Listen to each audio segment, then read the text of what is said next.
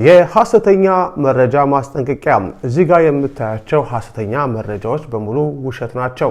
በአዲስ አበባ የአሜሪካ ኤምባሲ ላይ ኢራን ጥቃት ፈጸመች በሚል የሚወራው ወሬ ፍጹም ሐሰት ነው ብሏል ኤኤፍፒ የሐሰተኛ መረጃ ማጣሪያ። መረጃውን በአጭሩ አቀርባለሁ።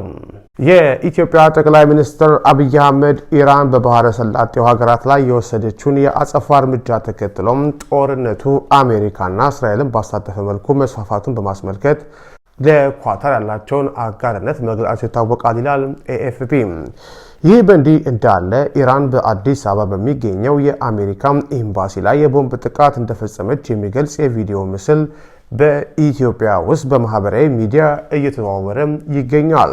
ሆኖም የፈረንሳይ ዜና ወኪል ኤኤፍፒ ባደረገው ማጣራት ይህ መረጃ ፈጽሞ የሐሰት ወይም ፌክ ኒውስ መሆኑ የተረጋገጠ ሲሆን ተያይዞ የቀረበው ቪዲዮ ከአንድ ዓመት በላይ ያስቆጠረና በሐረር ከተማ የተከሰተን የእሳት አደጋ የሚያሳይ መሆኑን ገልጿል። ማርች 2 ቀን 2026 በቲክታክ ላይ የተለቀቀውና በአማርኛ ጽሑፍ የታጀበው ይህ ቪዲዮ ኢራን በአዲስ አበባ ያለውን የአሜሪካ ኤምባሲ በሚሳኤል መታች የሚል ሐሰተኛ መልእክት ይዟል። ይህ ፖስት ከመሰረዙ በፊት ከ3000 በላይ የተጋራ ሲሆን ተጠቃሚዎችም የተለያዩ አስተያየቶች ሰጥተውበታል።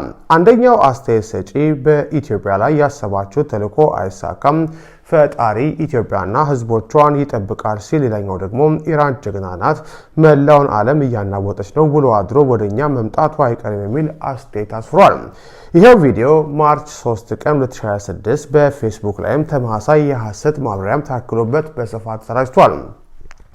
ይህ የሐሰት መረጃ መሰራጨት የጀመረው ጠቅላይ ሚኒስትር አብይ አህመድ ከማርች 2 የኳታር አሚር ሼክ ታሚም ቢን ሐሚድ አልታኒ ጋር ካደረጉት የስልክ ውይይትና ለኳታር አጋርነታቸውን ከገለጹ በኋላ ነው።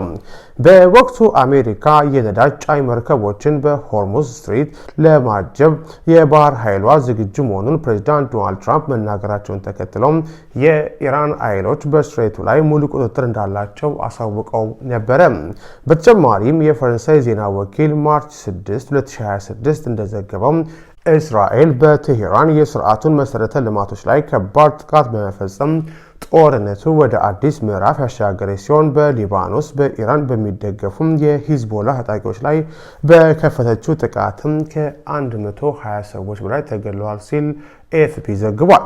ከዚህ ቀጠናዊ ጦርነት ጋር በማያያዝ በቲክቶክ የተሰራጨው ቪዲዮ ግን አሮጌና ከመካከለኛው ምስራቅ ውጥረት ጋር ምንም ግንኙነት የሌለው ነው።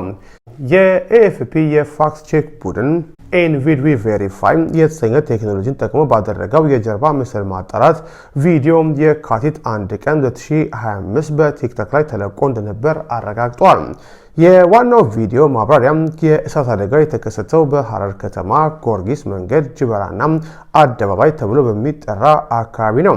አደጋው በአካባቢ የሚገኝን የእንጨት ስራ ወይም አናጺ ወርክሾፕ ሙሉ በሙሉ ካወደመ በኋላ በህብረተሰቡ ርብርብ በቁጥጥር ስር ውሏል ይላል።